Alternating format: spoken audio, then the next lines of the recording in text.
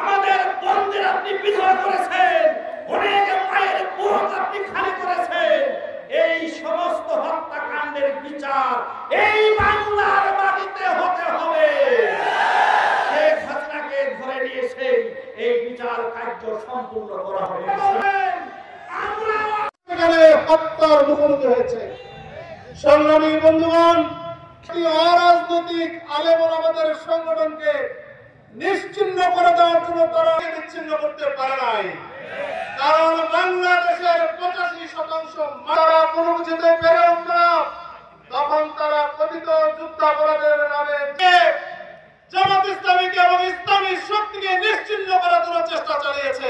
সংগ্রামী বলেছি, এই সহযোগিতায় বাংলার আপামর জনসাধারণ দর্শক এদেশে ষড়যন্ত্র আগেও চলেছে, অচিরেই ষড়যন্ত্র মুক্ত হবে। আগামী দিনে ষড়যন্ত্রের খাইয়া ক্ষমতা পেয়ে গেছে সামনে ইনশাআল্লাহ। কোনো মতবাদ দিয়ে এটা কখনো শেষ করা যায় না, বৈষম্য এটা ঠিক করা যায় না। বৈষম্যকে দূর করে আগে দিচ্ছেন ইনসাফ প্রতিষ্ঠার আলোচনা দিচ্ছেন সংগ্রামী জনতা সামনে দিয়ে আসছে। বাংলাদেশের সংবিধান হবে কি হবে? আল কোরআন, আল কোরআন ভিত্তিতে আমাদের দেশ চলছে।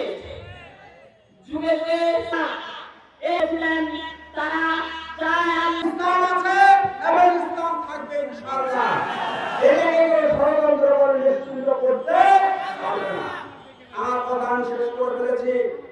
আপনাদেরকে বলতে চাই, মুসলিম উম্মাহকে সকল মিলে